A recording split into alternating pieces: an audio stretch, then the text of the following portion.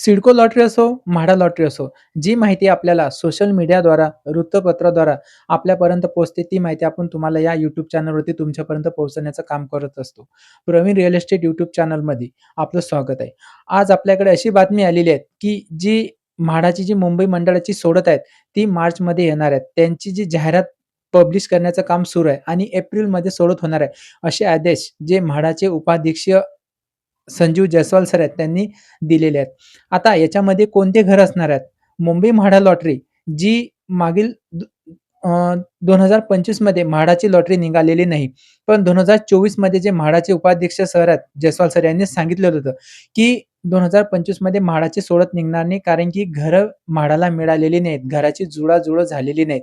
पण 2025 मध्ये न निघता 2026 मध्ये म्हाडाची लॉटरी निघणार आहेत.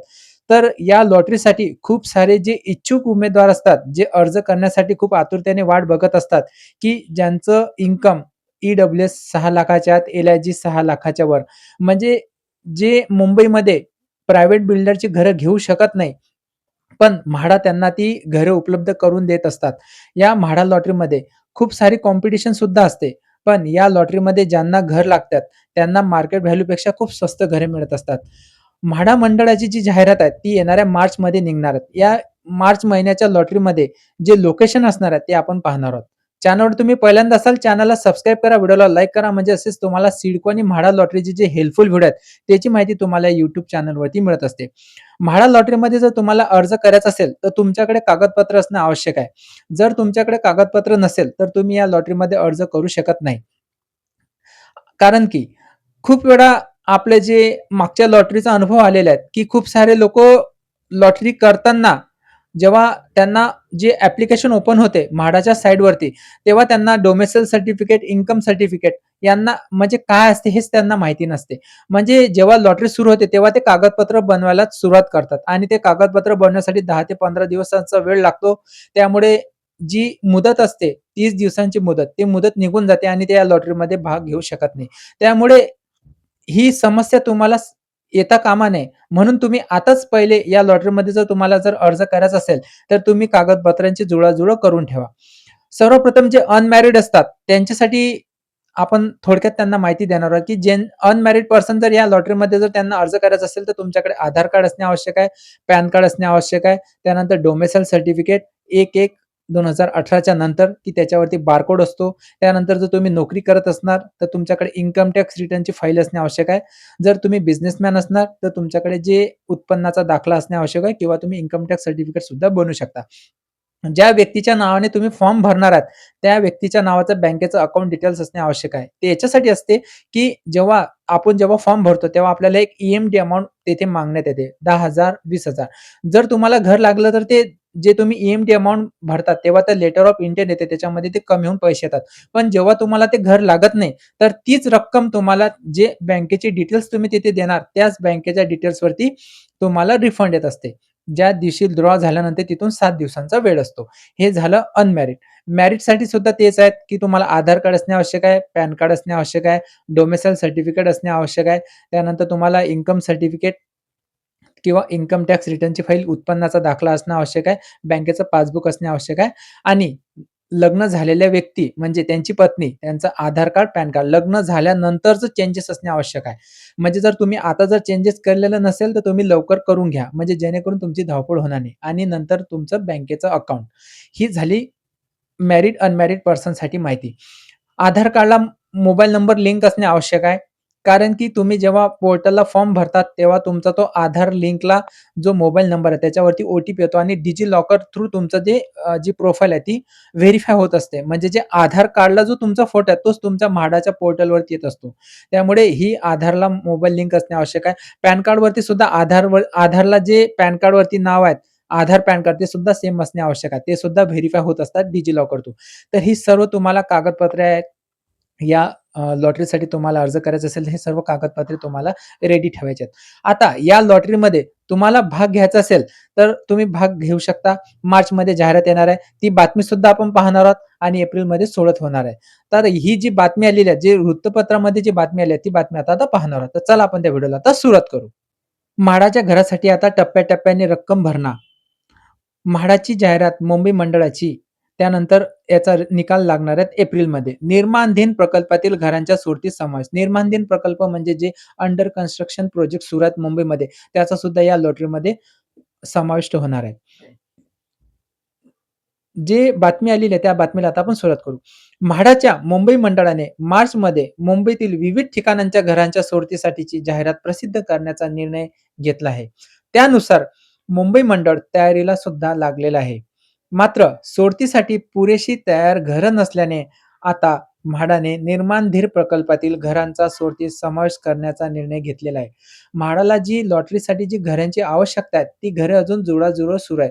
पण जी अंडर कन्स्ट्रक्शन प्रॉपर्टी असते, त्याच्यामधील जे म्हाडाला घरं मिळाली असतात, ते सुद्धा या लॉटरीमध्ये ते समाविष्ट करतील, असे त्यांनी सांगितलेले आहे. त्यामुळे आगामी सोडतीत मोठ्या संख्येने निर्माणधीन प्रकल्पातील घरांचा समावेश या सोडतीत होणार आहे, असे आपल्याला सांगता येते. या घरांच्या वितरणासाठी धोरणात म्हाडाकडून बदल केले जाणार आहे. त्यातील एक महत्त्वाचा बदल म्हणजे विकासकाप्रमाणे विजेत्यांकडून घरांची विक्री किंमत टप्प्याटप्प्याने वसूल केली जाणार आहे. म्हणजे तुम्हाला जे प्रोजेक्ट असतात, जसे आपल्याला जसं लेटर ऑफ इंटेंट असते, तसं आपल्याला पैसे भरावे लागतात. पण जसे विकासक जसे पैसे आपल्याकडून घेतो, तसेच टप्प्याटप्प्याने घरांची विक्रीसुद्धा घराची जी किंमत आहे, ते टप्प्याटप्प्याने विजेत्यांकडून केली जाणार आहे. म्हणजे आपल्याला एकाच वेळेस आर्थिक बोजा पडणार नाही, असे आपल्याला सांगता येते. म्हणजे जेणेकरून जर समजा आपण घर घेतलं आणि 3 वर्षांनी जर पोझिशन मिळणार असलं, तर आपण जेव्हा घर घेतो, तेव्हा आपल्याला त्याच्यानंतर जेव्हा आपलं घर लागते, तेव्हा आपल्याला ते एक अमाउंट असते, जी घराची किंमत असते, ती आपल्याला भरावी लागते किंवा लोन करावं लागते. पण जर प्रॉपर्टी आपल्याला आता जर घर लागलं आणि 3 वर्षांनी जर मिळत असेल, तर त्याच्यामध्ये म्हाडाकडून टप्प्याटप्प्याने म्हणजे 20,00,000चं घर असेल, तर त्याच्यामध्ये 5 ते 6 टप्पे पाडणार आहे. म्हणजे जसं घराचं निर्माण होणार, अंडर कन्स्ट्रक्शन प्रॉपर्टी जशी-जशी पूर्ण होणार, तसे-तसेच विजेत्यांकडून पैसे वसूल केले जाणार. म्हणजे ही एक चांगली गोष्ट आहे म्हाडाकडून. मुंबई मंडळाच्या घरांसाठी मार्च सोडतीची जाहिरात प्रसिद्ध करून एप्रिलमध्ये जाहिरात प्रसिद्ध करण्याचे आदेश जे म्हाडाचे उपाध्यक्ष सर आहेत, संजीवजी जयस्वाल सर यांनी दिलेले आहेत.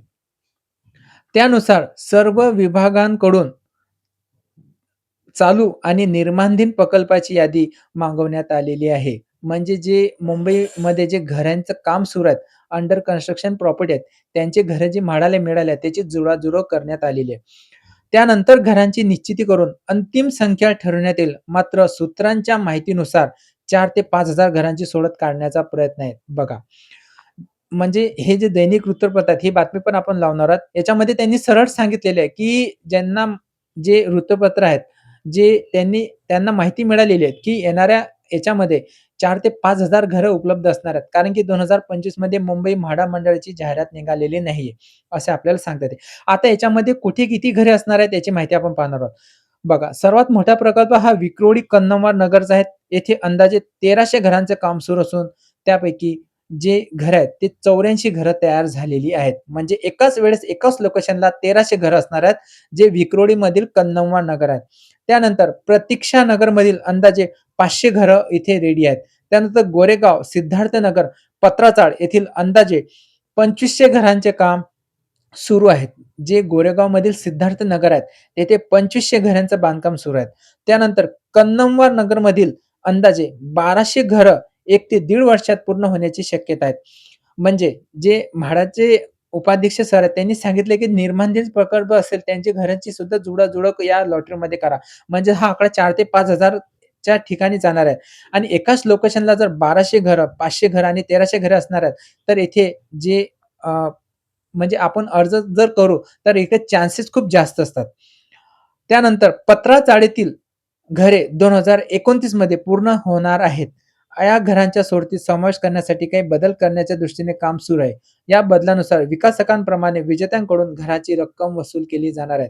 जे 2029 मध्ये पत्राचाळीतील जी घर आहेत, त्यांचा सुद्धा या लॉटरीमध्ये सहभाग होणार आहेत. म्हणजे येणाऱ्या लॉटरीमध्ये जे प्राईम लोकेशन असणार आहेत, विक्रोळीमधील कन्नमवार नगर, जे प्रतीक्षा नगर आणि गोरेगाव सिद्धार्थ नगरमधील 2,500 घरं, असे म्हणजे अंदाजे 4,000 ते 5,000 घरांची जी माहिती आहे, ते आपल्यापर्यंत पोहोचली आहे. जे जे म्हाडाचे जे अध्यक्ष सर आहेत, त्यांनी जे जुळवाजुळव करण्यासाठी सांगितलेले आहेत. अशी ही म्हाडा लॉटरी मुंबई मंडळाची अपडेट आपल्यापर्यंत आलेली आहे. याच्यामध्ये आपण कागदपत्र कोणती हवी त्याची पण माहिती बघितली, लोकेशन सुद्धा बघितलेले आहेत. असंच आणखी जर या प्रोजेक्टविषयी म्हणजे या माहितीविषयी तुमच्या मनामध्ये जर काही प्रश्न निर्माण झाले असेल, तर निश्चित हमखास तुम्ही कमेंट करा. आपण त्या कमेंटला उत्तर देऊ. भेटू तसा आणखी हेल्पफुल व्हिडिओ घेऊन सिडको आणि म्हाडा लॉटरीच्या रिलेटेड. तोपर्यंत विश्रांती घेतो. धन्यवाद.